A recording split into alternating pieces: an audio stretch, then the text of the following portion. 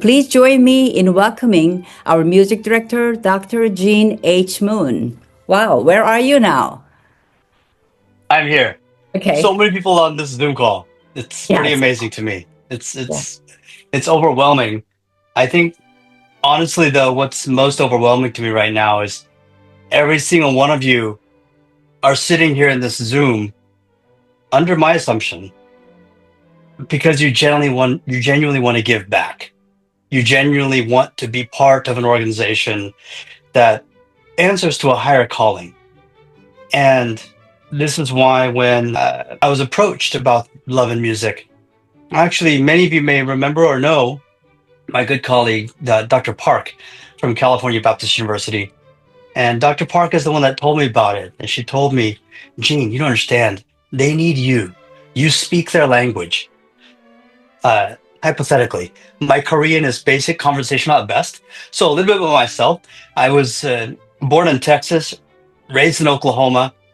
I went to high school in Korea, but I went to a foreign school. I went to Seoul Foreign School, which was, if you know Yonsei University in Seoul, it's right behind Yonsei, and that's where I went to high school, and that's where I learned most of my conversational Korean.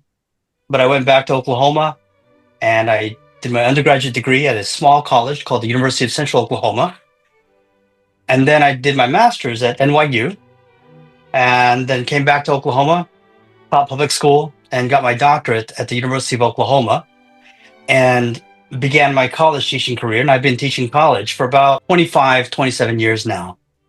And that's sort of my artistic life in a nutshell. I started studying piano when I was 7 years old, and I began studying violin when I was in fifth grade. And then in high school, I switched to viola, mainly because in my high school in Korea, there were, I don't know, something like 40 violins, something like 25 cellos, and no violas and no basses, because at that time in Korea, no one studies viola or cello or bass. And so, if you know about the third position trick on violin going to viol alto clef, that's how I learned how to read alto clef and just took on from the viola from there. And so I've been here in Southern California for 8 years now. My wife and I have three kids, and actually, my oldest just turned 21. My middle child is 19, and my youngest is 17. My youngest is a high school junior. My middle daughter is a second year music education major as a violinist studying with me at California Baptist University. And my oldest is currently taking a gap semester with my in laws in Taiwan. My wife is from Taiwan, I'm from Korea. And so my son is there. He'll be back actually next week after being in Taiwan for the past 2.5 months. And we love being here in Southern California.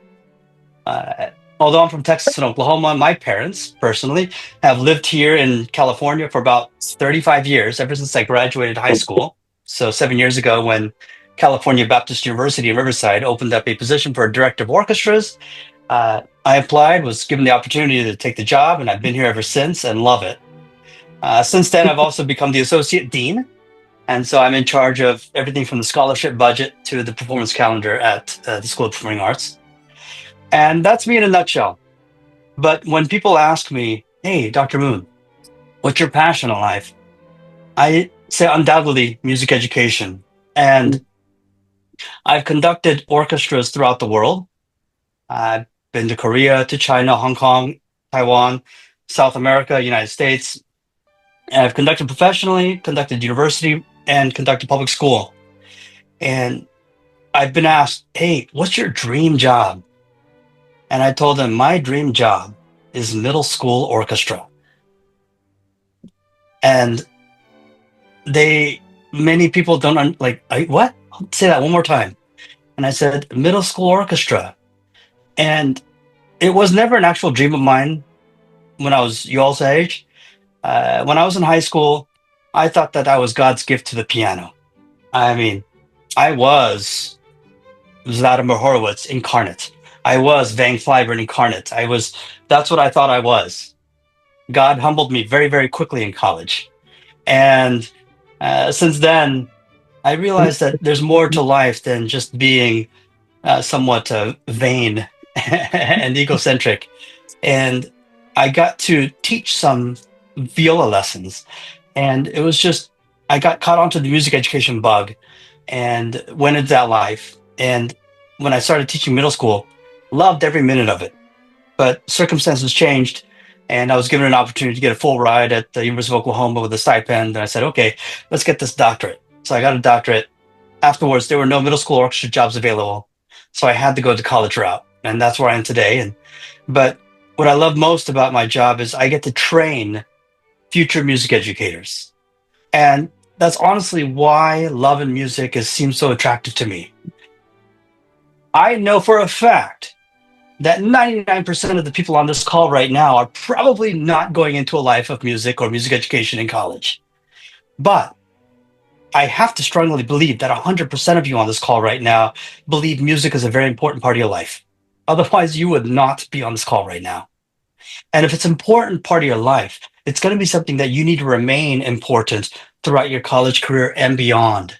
For some of you, you're going to get married or you'll have children, and you'll want to be able to kind of be able to pass that tradition of your music along to them.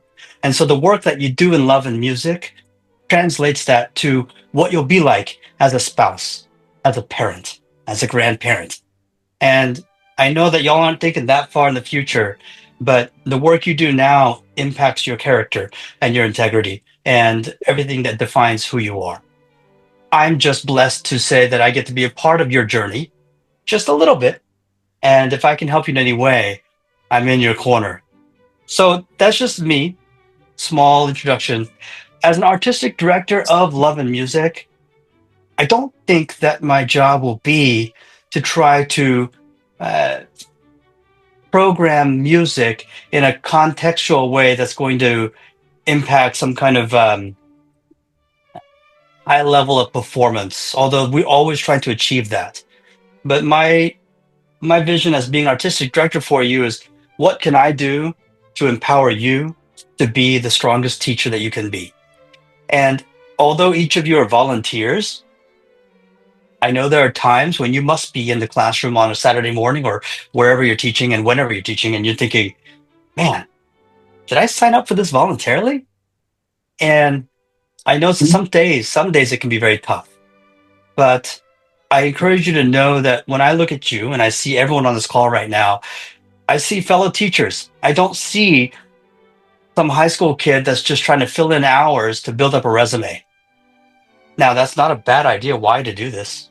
You do need to pad your resume. Y'all got college applications. And by the way, please excuse my y'all. That's just me and my Texas and Oklahoma going back all the time. But I know that's an important part. All three of my kids, plus my youngest, is going through all that right now. And so, but I do believe that you have a passion for being in love and music because you want to teach. And so, that being said, I do want to give you my perception, this concept of being a volunteer identity versus a teacher identity. And you have my agenda that I gave you. My first bullet point: the moment you walk into a room, you're the teacher. And my expectation of you is that when you walk into a room, don't forget that you are the teacher. And for some of you, if not all of you, it's a very new paradigm to be in, because you've lived the better part of your 16, 17, 18, 19 years of your life so far as students. And when you walk in as a teacher, I'd like you to consider the fact that you need to hold yourself the way you would want your teachers to hold themselves. Now, I know I don't want to hear stories about, well, my teacher does this and my teacher does that. When our music education students go into their student teaching semester, I tell them, you're going to be paired with some teachers that you're going to learn great things from, but you're also going to learn from teachers that you're thinking, I'm not going to do that, or I'm not going to do that. So we learn from our successes and our mistakes. And as one of my old teachers used to tell me, your best teacher was your most recent mistake. Your best teacher was your most recent mistake. The question is whether you're going to learn from that lesson.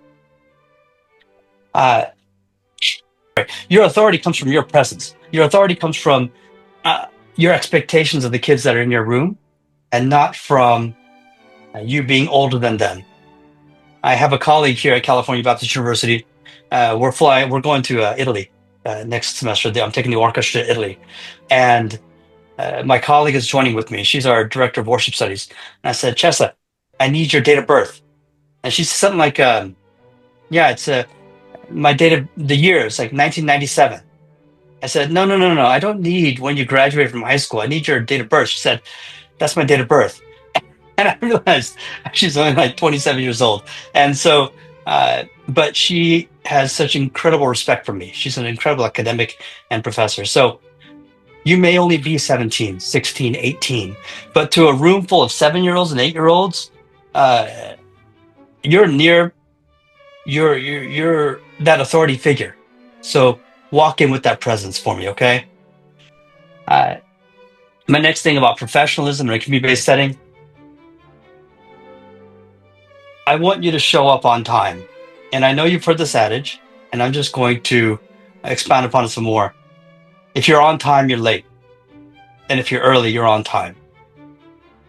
I hope that you will engage yourself in that manner. If you're on time, you're late. And if you're early, you're on time. If you live by that mantra as much as possible, you'll find that those kind of steps that you take is what garnishes respect for you. And it's what will make parents, especially the parents that are dropping their kids off that you're going to teach, feel like you're going to take care of their children. And know that as a parent myself, that's what we want in our teachers.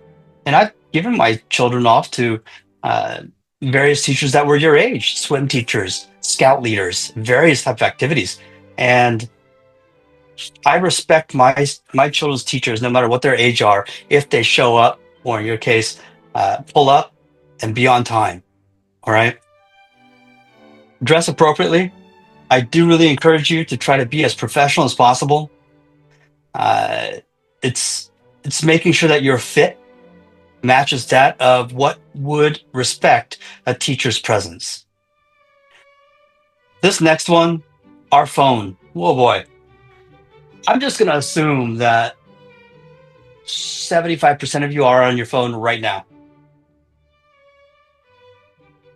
I would imagine that 75% of you are probably on your phone right now, off to the side doing something.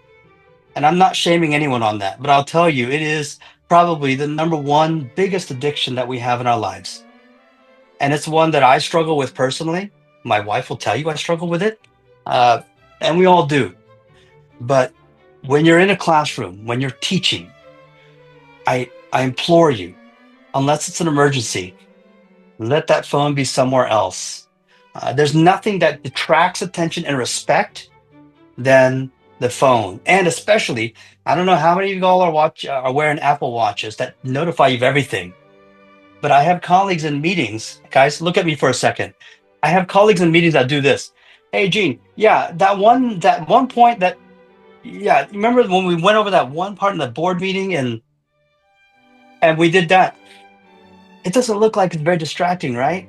But when you're looking at your watch because something got pinged on you, it's really difficult to garnish that respect, because when I'm in talking with you, I will look at you and I'll look at your eyes. And I'll tell you right now, I'm looking at the green dot. If I look at the green dot, I'm looking at your eyes. Otherwise, if I'm looking at you, you can see where my eyes are going, right? My eyes do not look engaged with you at all. But I look straight at the green dot. And it's sort of this Zen-like spiritual thing that I know that I'm looking into 95 people's eyes. And so try to keep the phone away. Those little things, before you've even taught a lesson, before you've even taught the bow hold, or how to hold the flute, or start to get an airstream going through, you've already garnished so much respect as a teacher. So those are just some ideas to keep a hold of and think about. We do live in a very culturally diverse area here in Southern California. Something that I've learned is tremendously and dynamically different than Texas or Oklahoma and in the Midwest. And so I ask you to remain as open-minded as possible and try to speak. You know, it's I find myself at times trying to joke around with my students and using y'all slang terms, and I use it. I fail at it all the time, but for some, I've encountered younger students in high school who actually use it almost as in of a vernacular slang too often. And so my father was one that when I was your age, he taught me to avoid using colloquials, the you knows and the ums and it's like. My father would count the number of likes I would say in a conversation. And he would say, 7 times, son, you said like. Or he would count the number of times I'd say, you know. It does make speaking a little bit more stressful, but if you can practice avoiding those colloquials and slangs and casual conversational anecdotes, your vernacular speech, when it comes off as a teacher, will give you command and presence. It's taken me a long time to work on my speech, and it's something I still work on today. And it's something I challenge you with because it'll take you very long far. It'll take you a long way. As a professor who's taught in college for 25 years, you probably wouldn't be surprised what kind of different speech patterns come from students when I talk to them.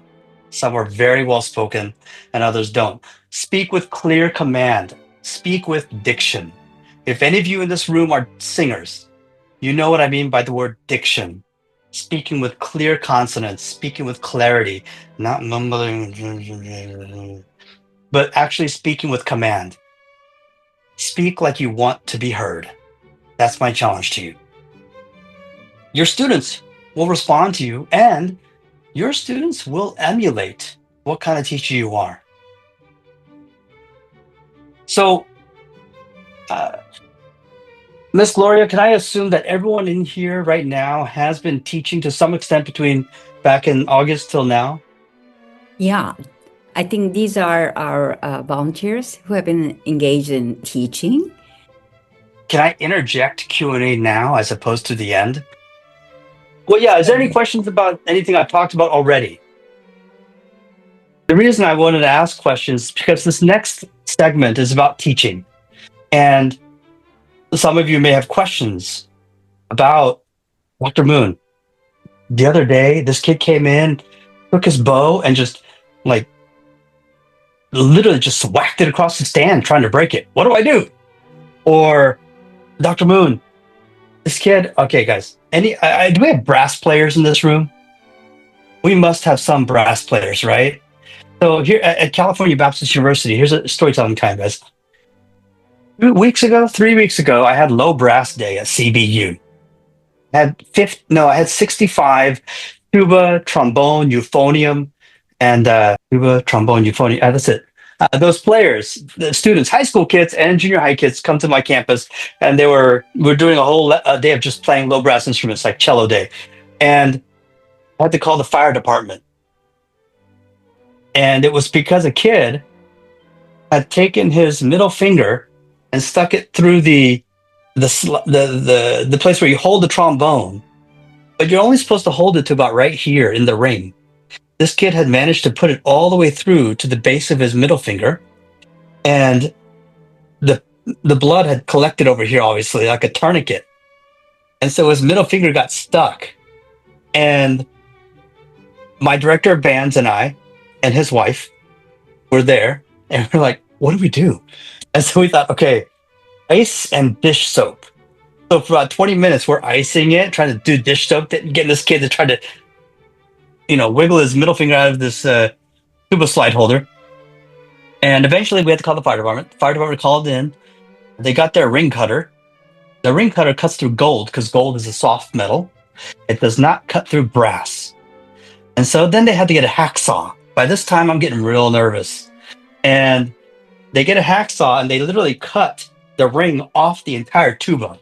Meanwhile, I'm on the phone with the band director of the school thinking, Miss Patrick, I'm really sorry, but this is about to happen to your tuba. And they get the ring cut off. The kid had to go to the ER. They had to use diamond cutters to cut the ring off. Mom calls me later. Everything's fine. We're good to go. Only the tuba got damaged. And I thought, well, this is in my book now of what do you do when a kid gets his finger stuck in the tuba hole? And so I wonder if you guys have those kind of stories or anecdotal, oh my gosh, did that just happen in class? And I'm curious, what are some of the strangest things you've had to encounter while volunteering for Love and Music? No total off the wall incidents or experiences? Wow, you guys must have really kosher classes. Yeah. The only other scary thing or funny thing I could think of was when a kid's end pin wouldn't come out of the cello. And what I told him was what you can do is you have to take like a long screwdriver, try to put it through the F hole of the cello, right where the pin is inside the body, and then get a hammer and just sort of gently ting, ting, ting, ting against the neck of the screwdriver to try to get the end pin to pop out. And this kid somehow, I guess this screwdriver was just thin enough that it fell through the entire F hole. And so now the screwdriver, as you know, you got to flip the cello upside down and do this dance to try to get it out. But we could not get it out at all. And it was a school instrument, so we just didn't care about it. This is when I was teaching middle school. And we just called it a total loss. But otherwise, they were going to have to pop the whole top off, take the screwdriver out, put the top back in. And so there's going to be stories like this happening all the time. You as volunteers and as student teachers need to be prepared for these incidents. But ultimately, let me just encourage you with something here, guys. They only see these kids once a week. Am I right, Miss Gloria? They just teach once a week? Yes. Just Yeah. once a week. Your job is not to teach them everything in one day, but your job is to inspire them with every day that you give them. They're going to look at their violin or their flute or whatever instrument that you're teaching. They're going to look at that instrument and see it far more than they spend time with you. My encouragement to you is that when they look at their violin, I want them to think, oh man, I remember when this student taught me this past Saturday. I want to try that again. And I want to try that again. And I want to try to make that sound again. So your job every Saturday morning, let's just say that that's the time you're teaching your class, is to impart with them one experience that makes them go, I'm excited to try that again and again and again. It could be simply drawing the bow perfectly parallel. Teach them, do you know what a parallel line is? Because I bet you most 7-year-olds and 8-year-olds don't know what a parallel line is. So throw some geometry in the lesson. Teach them what a geometric parallel line is. If you go perfect parallel, these two lines will never, ever, ever meet. Can you make your bow move parallel? And it's like a daily challenge for them. And so I'm a big believer also as a music education student and a professor myself. I teach violin and viola at home here. I have I don't have any students. I have like 4 students because that's all I can teach. But when parents ask me, Dr. Moon, will you teach my kid viola? I said, yes, I will teach them how to play the viola. I'm sorry, I will not teach them how to play the piece of music that you want me to teach them. And for many of you, I know you do this, but for instance, I don't teach CM. I don't do CM levels. I don't do certificate of merit. I teach the instrument. I'm a huge believer in that. I want to teach you how to play the viola, not how to play Block Nagoon so you can get CM level 10. I want to teach you how to play the instrument so that you can play anything, not just what's on a piece of repertoire list. That's my challenge to every single one of you. When a kid's holding a flute, teach them just how to blow air properly through the head joint. Teach them how to double tongue. Ooh, that's a challenge. What if we taught kids how to double tongue from first year? Because I bet you every single one of you can say this. Every single one of you could say, taka, taka, taka, taka, ta. Try it. Even though you're on mute, just say this. Say, taka, taka, taka, taka, ta. Now say this. Taka, taka, taka, taka, ta. Taka, taka, taka, taka, ta. Now, taka, taka, taka, taka, ta. And then, taka, taka, taka, taka, taka, taka, taka, taka, taka, taka, taka, taka, taka, taka, taka, taka, ta. If you're a string player and you can't do that, then you don't quite know how to do spiccato yet. If you want to learn spiccato, learning how to double tongue is necessary. And I tell you this because there's a lot of cross relationships between wind and brass pedagogy and string pedagogy. Just as much as we hear brass players being told long tones, long tones, long tones, how many of you string players will take your bow and just play long tone scales quarter note at 60. One bow, 4 clicks. Next note, 4 clicks. If you do it, it's going to take you about 8 minutes to finish a 3-octave scale. If you're like me, you don't have the patience to do a 3-octave scale for 8 minutes. It's tough. So long tones, not many brass and wind players do it. But I'm not telling you to tell your little kids, these 8-year-olds, to do long tones. But what I'm telling you to do is to challenge them with one unique skill set so they can practice it and come back next week. It's like, you'll never believe it. I did it. I figured it out. Because that's what gets them excited. So teach them how to play the instrument first. I know now we have a winter concert, probably very near around the corner, right? And if you need help with that, please let me know. I'm ready to help. I know it's right around the corner. I didn't get much of an impact doing that, but whatever I can do. Sometimes you need really simplified parts. I'll help you make simplified parts. How to avoid overwhelming students. I remember when I was teaching college in my first year, I was assigned Theory 1. I had to teach Music Theory 1. After one semester, my music theory chair said to me, "Hey, Gene, I think we have a place better than music theory for you to teach at." Apparently, I was not a very good music theory teacher. Here's why. There were 5 Music Theory 1 professors in the same semester. I was one of 5. By midterm, I had finished the entire syllabus, while the rest of my other 4 colleagues were still halfway through the syllabus. So you'd think, oh man, Dr. Wu's amazing. You already finished the syllabus, right? No, it means that I was very impatient and I would teach the major scale one day, and then the next day I'd get very, very angry. Why? You could not remember how I taught the major scale. And then the next day I would just get more angry and I would just say, fine, we're just going to keep on going. And it was sort of last man standing. Whoever could actually remember and learn what I taught them were the worthy ones. And the 90% who end up failing were the unworthy ones. Well, guys, that's not good teaching. And I learned that my first semester. And my professor, my colleague, told me a good adage. He said, whatever you can do in X amount of time is going to take your students 4 times as long. Think about that, everyone. How long did it take you to learn a proper bow hold? It's going to take that 8-year-old 4 times as long. Some of y'all are still learning a proper bow hold. Okay? So think about in the context of your students that you're teaching, whatever you think is kind of like, guys, doesn't that make sense? Just first finger, right? For them, it's a whole new paradigm. So be patient with them. But know that whatever you give them may be just enough that's all they need to learn for that 1 week. Try to pace yourself against your students and not your own, I guess is the biggest adage from all that. Your basics. I don't know. Well, I have written here, what is it? Your basics every beginner must leave with. Your actions must consistently convey excitement about their instrument.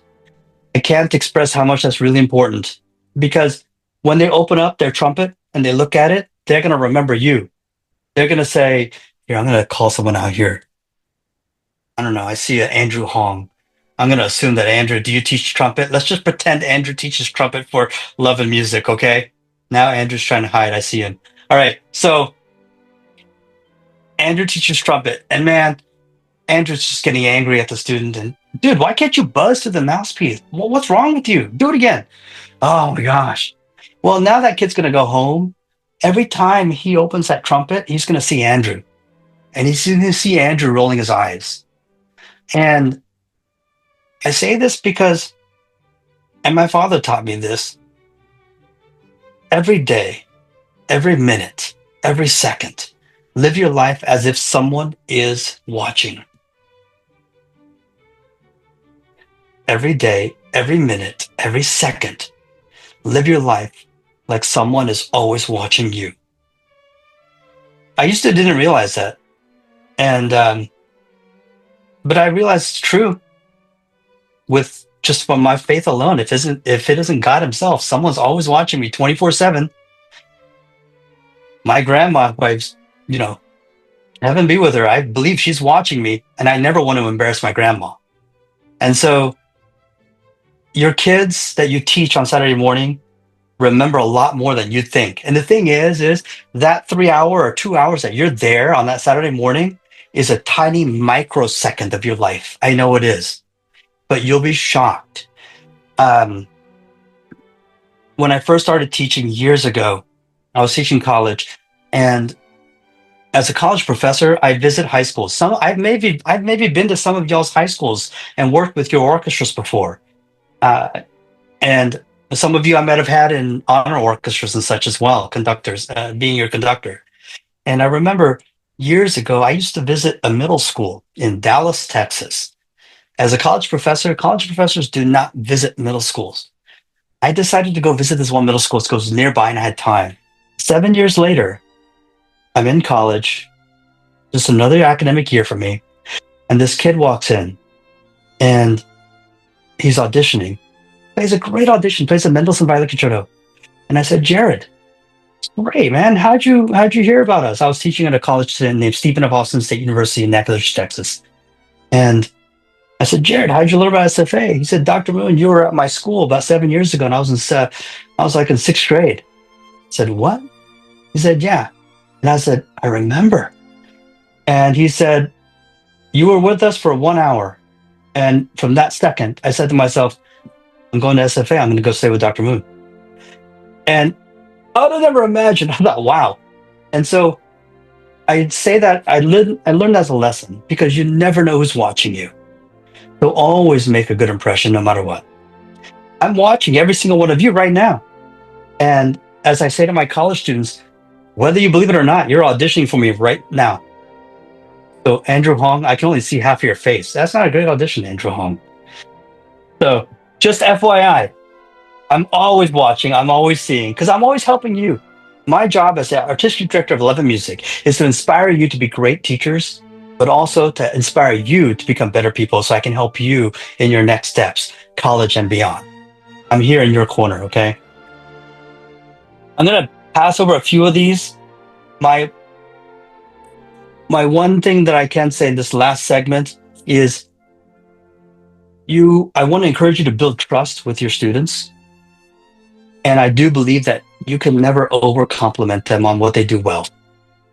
Try to find ways to over-compliment and share the joy in their discoveries of being able to hold that violin correctly, or being able to buzz through that mouthpiece correctly, or being able to play on the piano without slamming their pinkies flat onto the keys, trying to stand up on their fingers. Sharing their joys. And instead of being quick to criticize, be able to offer them help in a way that's constructive for them to be in this discovery mode of what it means to say, oh, I learned, I figured it out. It's a very Socratic way of doing things, but I find it's much more meaningful when your student discovers what it means to play with a proper wrist pronation as opposed to falling down or overextending. And so these just little things that I know that all of you can watch out for. Gloria, how are we on time? We are on time right now, so you can go on. Yes. All right. Any questions about this segment? Anything is fair game, y'all. Like, do you have any tips on like teaching beginners? Because I feel like that's a lot harder than like regular like intermediate players, I feel like. Do you have an instrument in particular? Like violin or viola. Yeah. So I'm curious. You don't all have to answer this. Well, you can raise your hand. Raise your hand as to which one you think is more important. What's more important to teach to a string instrument, a string student? Is the right hand more important, or is the left hand more important? Raise your hand, indicating which is it, the bow arm or the left hand that's most important when teaching string instrument beginners. Raise your hand as to which one you think is more important. Gotta see your hand. I gotta see either the right hand or the left hand. I want to see. Everyone who's a string player, raise your hand.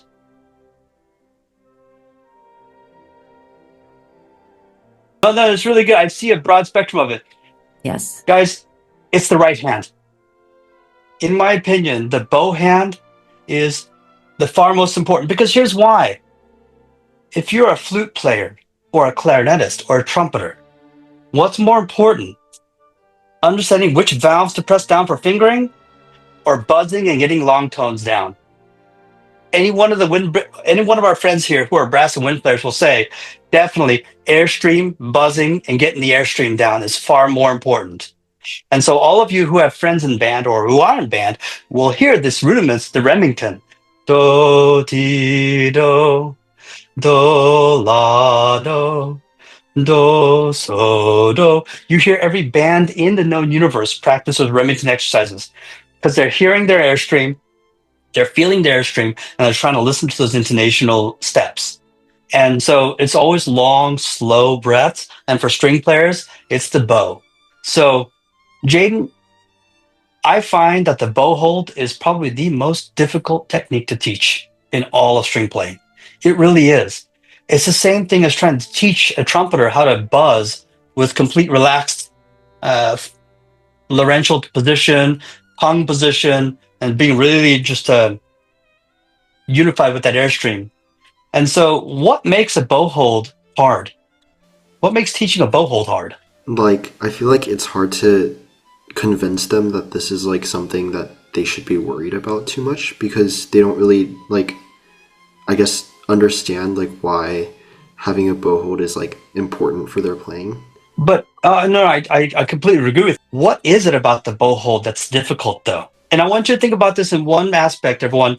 And one of my greatest fascinations and hobbies is mechanical engineering. Some of you are going to go into mechanical engineering. And I think, I have mechanical engineering students in my orchestra. And my viola I play on a 15.5-inch viola. And so it's a little shorter, but the ribs, I should have brought it. The ribs are a little bit higher.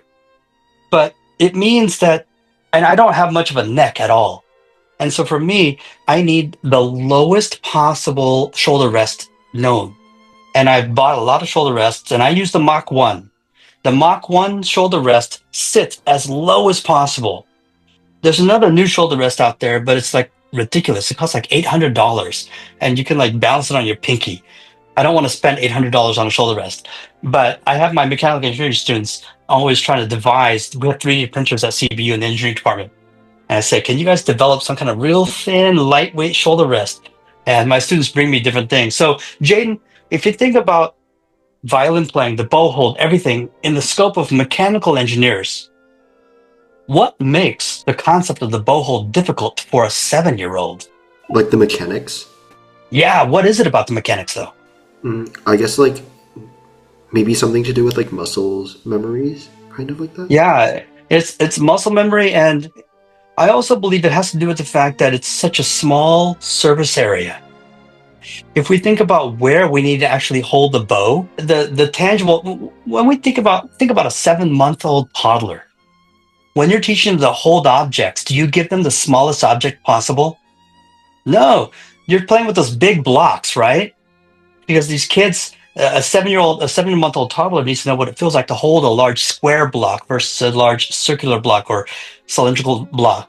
And so you get an 8-year-old. I mean, frankly, 8-year-olds are, well, I mean, here's the biggest problem, y'all. We don't teach handwriting anymore. Am I right? I have college students, I kid you not. I have college students who say, Dr. Moon, can you rewrite my jury form? I can't read cursive. So I have college students who cannot read cursive. Maybe some of you might be in that boat because who uses cursive anymore? But a lot of the I have one right here. A lot of the concepts of the bow hold translates to using a pencil. When we learn how to write with a pencil, we learn how to write with our fine motor skills in between all these digits of our hands. I wrote with a crayon and a pencil when I was in grade school. I would only hope and assume that we do that today in grade school, but maybe not. I don't know. Do we have 5th graders going to school with iPads and computers now? Maybe, but we don't really teach cursive anymore as well. So this motor fashion, some of you, if you just take a pencil and try to write, you're going to be like, oh my gosh, this is so awkward. But when you think about the motor skills here, and then the motor skills here, this is such a huge, difficult concept for an 8-year-old. So this is why I do agree with the pedagogies when we marry traditional essential elements book and they show the bow hold and essential elements versus Suzuki. Anyone know what the Suzuki bow hold is? Someone tell me what the Suzuki bow hold is. Beginner Suzuki bow hold. Unmute and tell me if you know. Is it with a pencil? Not with a pencil, but it's where instead of putting our thumb where it's supposed to go at the frog, we put the thumb underneath the frog. So all of you teaching strings to little kids, cello, I'm assuming we don't have bass students in Love and Music, do we? Do we teach bass? Not really. I would imagine not. No. Okay.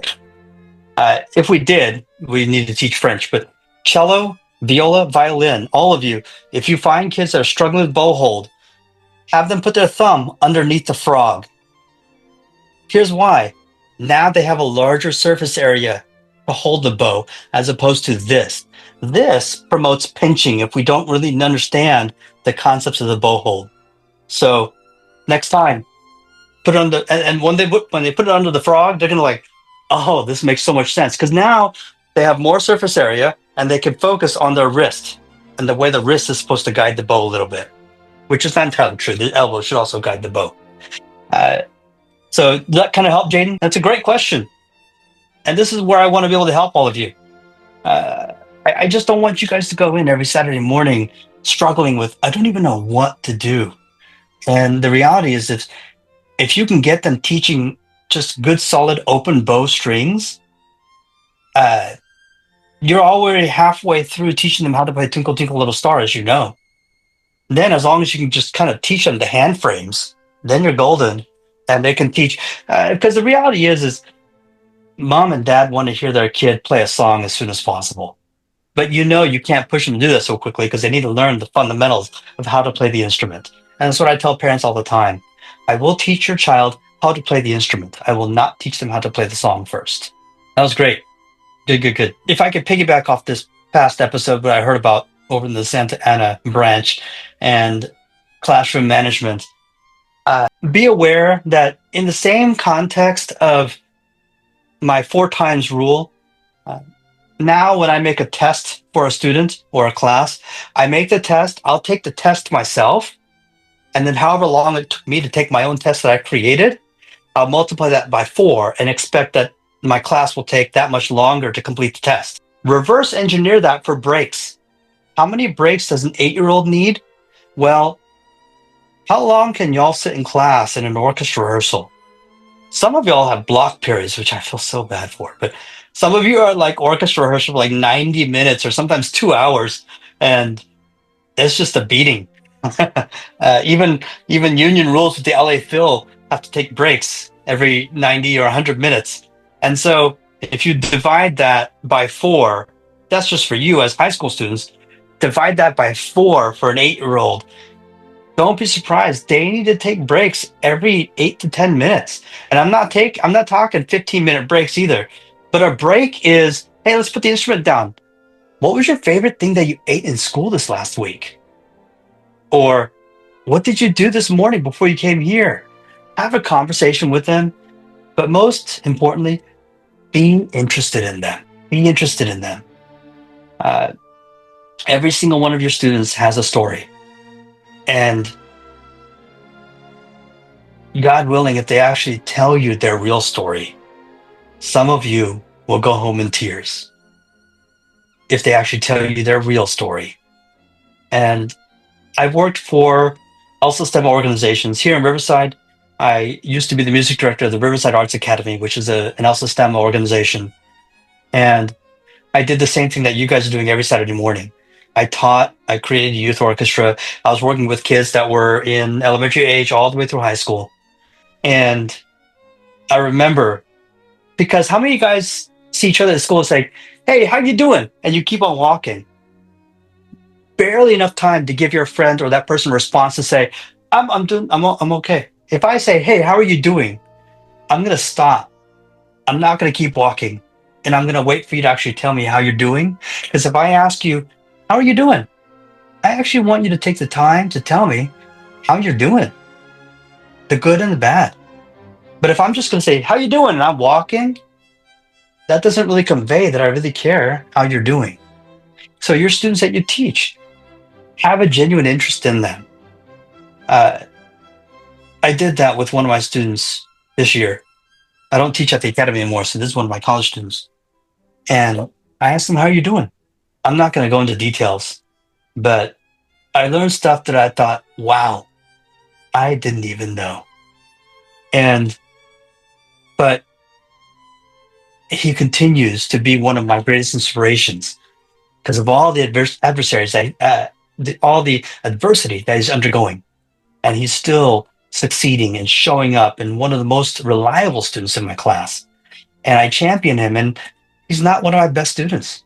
But most of the time, your most impressive students will not be your most talented students. Let me say that again. Your most impressive students will not always be your most talented students. And the ones that are going to make an impact 25, 30 years later in their lives are not necessarily going to be your concert masters and principal players. So just keep that in mind. There's a story behind every kid. Your job as a volunteer and as a teacher and as someone who's been delegated the responsibility to represent music at its highest level to young kids who are waiting to be made an impression of is a high scepter to hold on your hand. And it's meant for you to make an impact to those kids. And so as you're teaching them, take breaks often. It's okay. Because as you know, it takes time for the brain to absorb and process information. I hope you know, all of you as high school students and beyond, when you practice a technique in the practice room, do know that it takes about 48 to 72 hours for your brain to actually understand and process and embed what you've taught it. So you're saying, I've learned uppo staccato. I did uppo staccato for 5 hours today. Well, you're not going to reap those awards. Probably another 72 hours, you'll start to see the beginnings of the uppo staccato. But then you have to continue practicing it every single day. And it'll take your brain and your physical body probably another 5 months before you actually learn uppo staccato. And that just takes time with a very difficult technique. For these little kids, simply how to hold a bow is going to take them 4 or 5 weeks because you only see them once a week. So be patient with them. And in between time, take a break and ask them how they're doing. I don't know if we've had any concerns about confrontational parents or confrontational students. I've dealt with that in my time as well. And my best advice to you is, as their voice may escalate and crescendo, try to think of doing the opposite and de-escalate and decrescendo. Speak softer in a way that makes them want to hear you, and that'll force them to get softer and relax and not get angry as well. And most of the time, it's nothing that you intentionally did in trying to be hurtful to their child or to them, but it's just misinterpretation of intent. And so I'm a big believer in taking fault first. If you will join me in that posture, take fault first, investigate, and then come to some kind of realization that the solution was more in the talk it out as opposed to place blame. It's really easy to place blame first, though. I would avoid doing that as much as possible. That's kind of the gist of what I wanted to give to you all about what you're doing.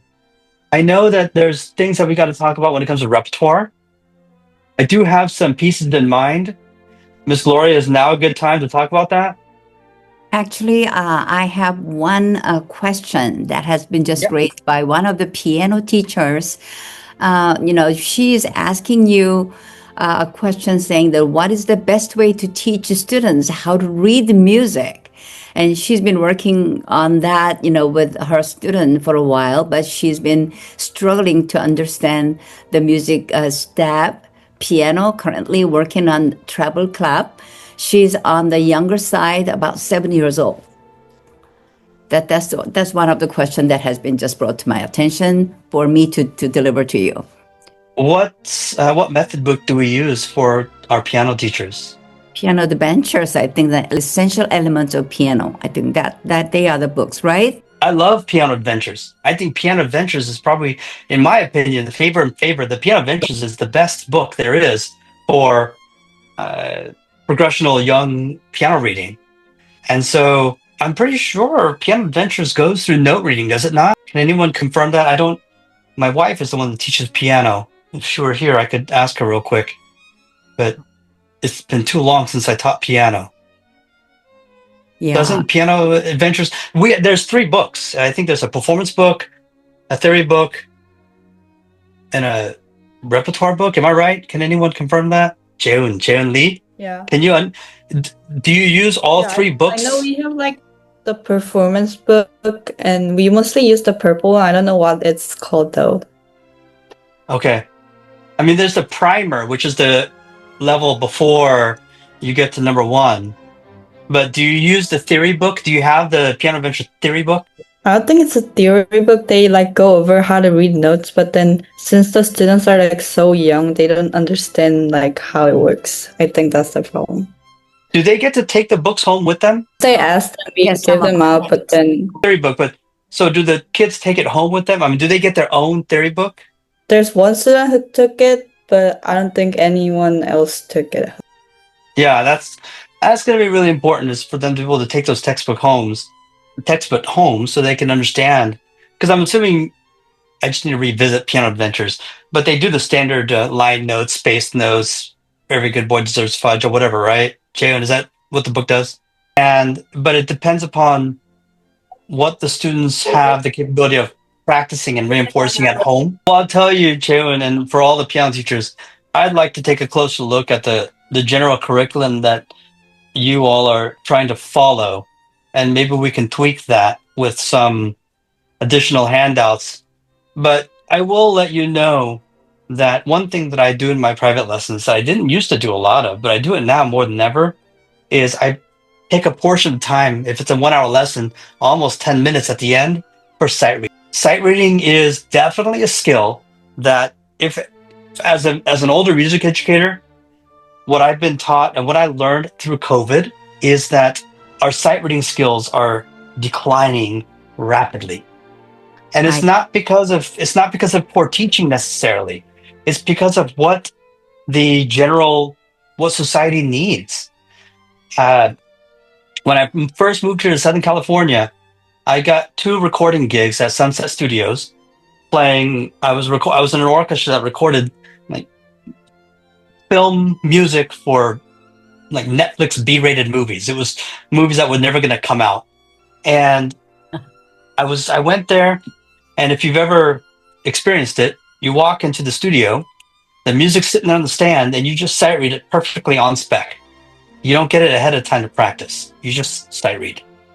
And we were experimenting that with our college students, and it was shocking how little sight reading of the experience they got in their high school years. We just don't do enough of it. And I think what you can do, all of you, is every week when you go to your class, before you go, find something, whether it's a really easy version of a K-pop Demon Hunter tune or really easy Disney tune, and just take it with you and say, hey, let's read this, and just let them practice it for a moment and read it and say, oh, I know, and eliminate the title so they don't know what it is. And then let them play it and say, do you know what the melody is? No, it's really familiar. Try again. And they'll keep on playing it. That might be a fun challenge to play that guess the tune kind of game.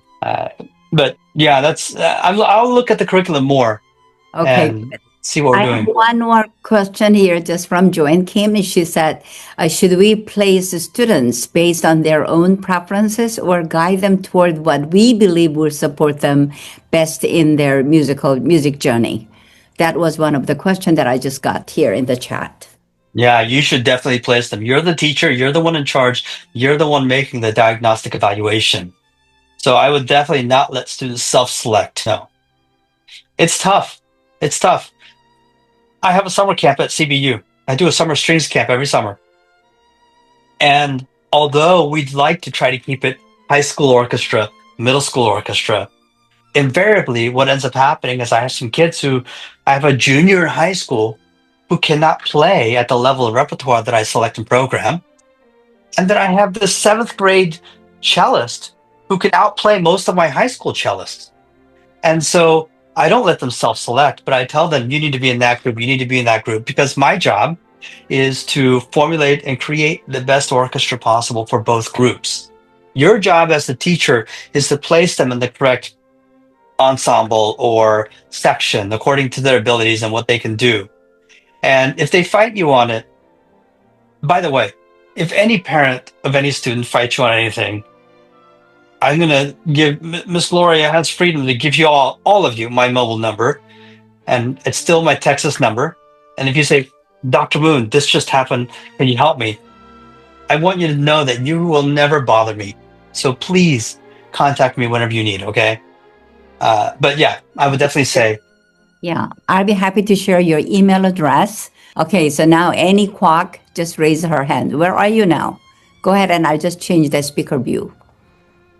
I have a question for, do you have any tips to teach students who aren't as motivated to play their instruments and aren't willing to play? They're not motivated for the instrument? Yeah, they like refuse to play, like if I ask them to, because they don't want to play. Are they in front of a bunch of people? No. It's just you one-on-one? Yep. That's interesting.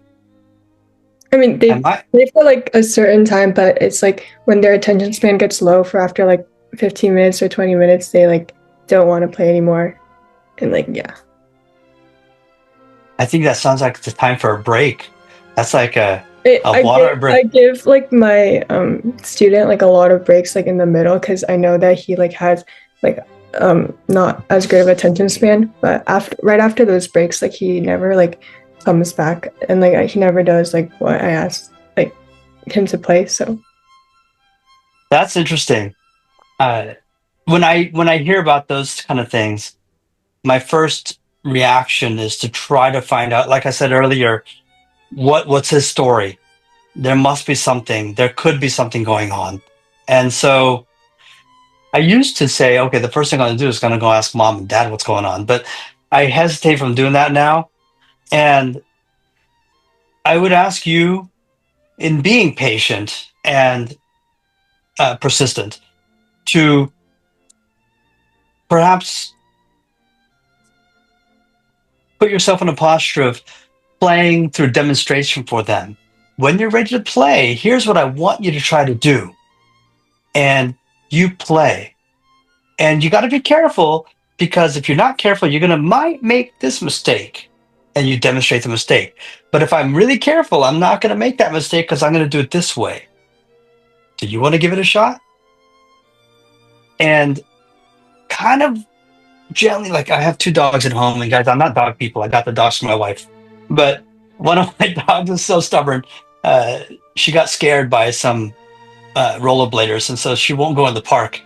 And so when we get to the park entrance, she'll just stop. I'm like, come on, let's go. And of course, the natural instinct is just pull her into the park by force. No, that doesn't work. What I do is I just step 2 steps ahead of her, and then I look at her, and I hide the park behind me, and she'll come to me. And then I'll take 2 steps forward, hide the park behind me, and she'll come to me. And so, I in a way, it's being elusive, but trying to gently coax the kid out of his or her shell that she's probably crawled into. It's definitely, Annie, it's definitely a psychological thing. It's 100%. I did the same thing that like you told me. Like I always like when he doesn't want to play, I always just show him like what part I want him to play, and I tell him like, oh, you should do this, and like this is a mistake you can make. Like I do the same thing that you tell him to, but he like just like doesn't really like want it to. But he still comes back every week? Yeah. He has siblings. Yeah. Ah. You don't know. I mean, I guess it could be like I have to be here because my siblings are here, or my only encouragement to you is I don't want you to get frustrated. Yeah. And he's a really good learner though. I think it's just that like after he reaches like a certain amount of minutes, like he gets distracted. you know, it's when during COVID, when we all were in COVID, we were in as a teacher, we were just having discussions like, okay, how do we go into this, and how do we teach in this modality of being hybrid or on Zoom? And we started reading psychological studies and we started reading about attention spans. So, can anyone give to me what they believe was the average high school's attention span in 2020 during COVID? Can anyone tell me what the general attention span is? Jaden's like 0. No, y'all aren't that bad yet. Yet. But in 2020, what was your average attention span? You can just unmute and someone can guess. 3 seconds. How many? 3. 3 seconds? Oh gosh. Well, unfortunately, Annie, you're very close. During COVID, it was estimated 8 seconds. Today, it's 3 seconds. It's just incredible. And we as teachers and as music educators and as general educators, we're taught that if we can't capture attention in 3 seconds, we've lost you and you're already gone to the next thing. So it's unfortunate, but we live in swipe land. We'll swipe, and then whatever holds our attention, it only holds our attention for about 3 seconds, and then we swipe again. And it's just a dangerous society we live in now regarding attention. So Annie, I mean, that could just be a product of that. And I don't know how many of you take private lessons. I would imagine that the majority, a lot of you take private lessons. But for some of you who are well-disciplined, a 1-hour private lesson does not feel like a long time. But for the majority, a 1-hour private lesson can feel like eternity if you're not used to just focusing on something for 1 hour long. And so that could be a situation of maybe that kid's attention span is a 15-minute lesson. And you might just need, how long do you have to keep his attention for? Is it a 1 hour time session or 2 hours?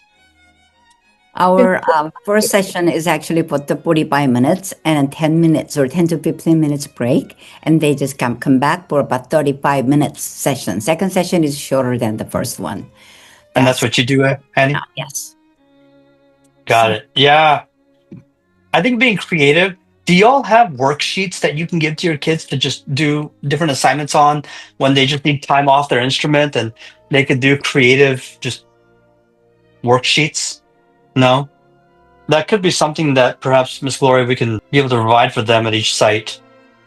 Like the pianist with the note reading, being able to just learn how to write quarter notes and be able to identify pitches. I saw another question, but maybe not.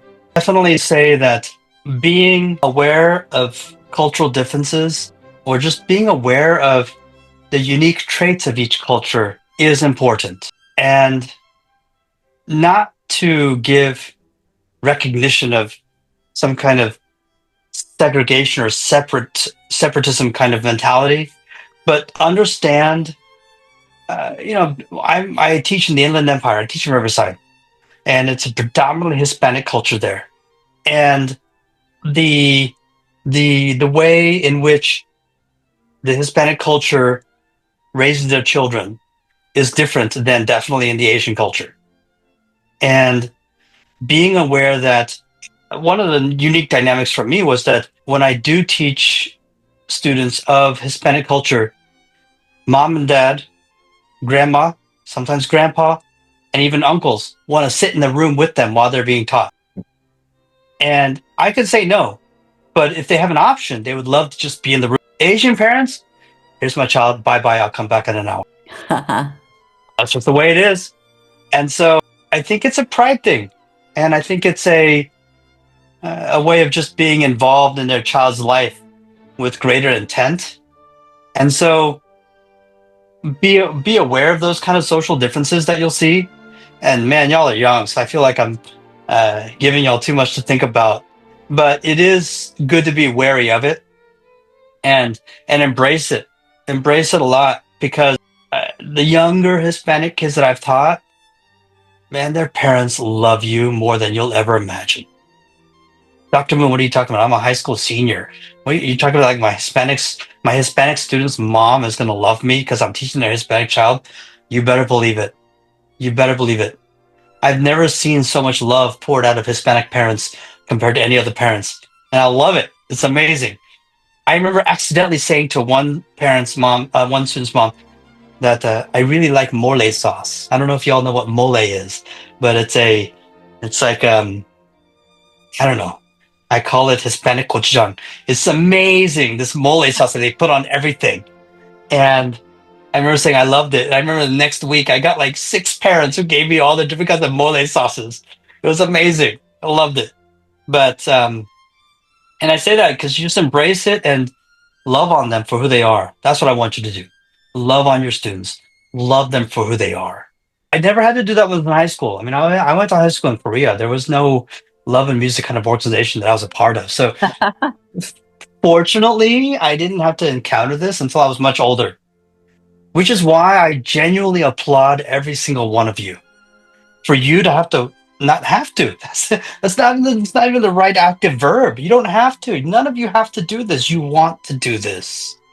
But if I can remind you, you want to do this.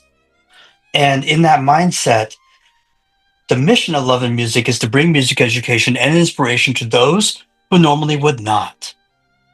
The kid who came up to me in college auditioned and said, "Yeah, Dr. Moon, you were at my middle school.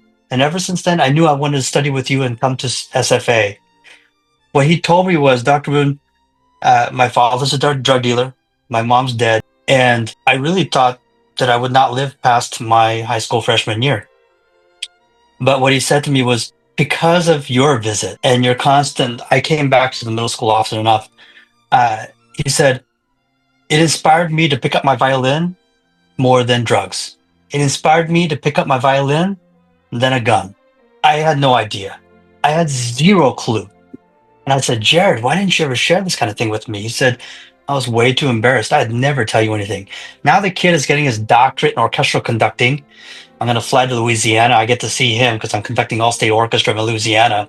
And you just never know. So yeah, you're going to be in a class and some kid's going to walk in with tremendous BO, guys. It's just going to happen. And my ask for you is to feel great sympathy, because apparently they don't have a parent like yours. They don't have someone that's going to tell them, "Hey, son, you need to bathe." You guys have parents that'll do that. And you want to be a part of Love and Music because you want to give that kid some positive impact that they're clearly not getting. Whether it's, I've had kids who say, "Dr. Moon, I don't eat until I go back to school because that's the only time I get food, is through free school meals." And that's why I loved my work with the Reserve Arts Academy, with the Alsasama-based organization. I wish I could have still worked with them. I just didn't have the time anymore. And so cultural differences will be there, and try to embrace it and ask them and maybe respond to it in a professional way, which I look at all you guys being so young. You'll look at it differently 20 years from now.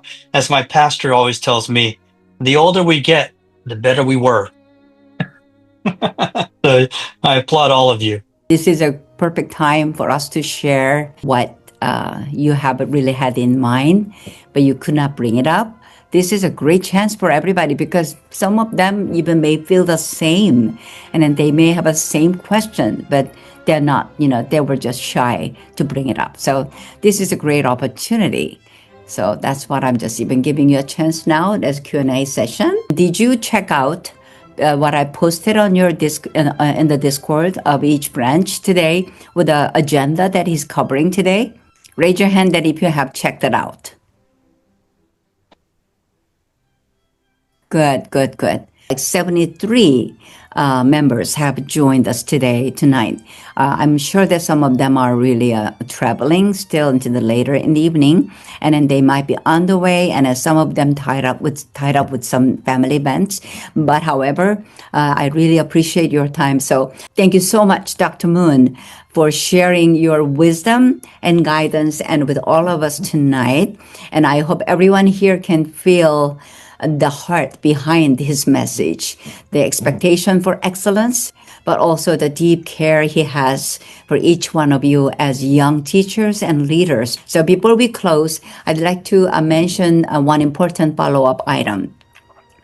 We are preparing a Google form where you can share your thoughts about today's training, what you learned, and what you want to improve, and any suggestion you might have for our program moving forward.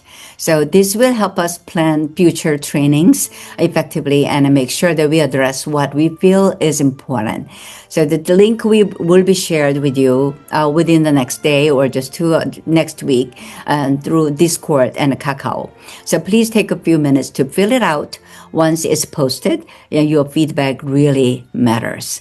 So, thank you again to everyone of you for spending your Sunday evening with us. Your willingness to learn and grow is what makes Loving Music so meaningful. So as we prepare for the winter concert, let's continue to support each other, communicate clearly, and represent our branches with pride and professionalism. And I'm very grateful for your dedication and for the positive spirit you bring to our program. So please watch for the Google form link soon and take a moment to fill it out. So your feedback helps us make Loving Music stronger. So support coordinators with the help of each section leader, please let the survey be completed without missing anyone. So those who could not attend tonight, they're supposed to I'm going to get the recording ready as soon as possible. We can end this session this time because particularly is our very special because Dr. Moon was ready to meet with us for the first time ever since he joined us this fall, and really appreciate his presence alone makes me feel so relieved from the so much stress in order to just keep up our program in a very healthy, right directions. So I think he has covered so much, much more than expected. Great points. Then I'm sure that these can be kept for a long time, and then we can. So I'd like to ask him to meet with us once again early next year. And if there's any help that any one of you need in preparation for that, please don't hesitate. In Discord, we'll put my number and my email address. And I don't want you ever to think that you're ever bothering me. None of you are bothering me. And thank you so much. My role in Love and Music is also voluntary. I'm not getting paid to do this. Right. So that means, but can I tell you something? Every single one of you, it does mean that in a certain context, I'm sticking my neck out on the line for you. So now, definitively, officially, your actions make an impact on my life. Because the moment something incorrectly or unprofessionally happens with Love Music, you've targeted me with that. Just as much as my work is a reflection of how I can support you, your work is what reflects and supports me, Miss Gloria, and everyone in this organization. And if you know me well enough, if any of you know me in Southern California, you know that I'm a big champion of music education, a huge advocate for what every single one of you are doing. And so I'm in your corner. I think he provided in the last section, like number 7 on the agenda today, the annual concert volunteer ensemble music. So we have a kind of types of repertoire under consideration. So he and I will have to just even pick one music, but I want you to just go through that music and then even come up, through your support coordinators, you can let me know which one you are most comfortable, which one you are really attracted to try. All of you have the link there. I need to give you more links though, because the link I think goes to a YouTube video. And I have the full score and parts for everything as well. So the first 2 works, España Cañi and the Capricha Español arrangement, are 2 arrangements that are easier. These are works that I believe that we can perform collectively with our students. And what I mean is we can make parts. The España Cañi is very much Hispanic. And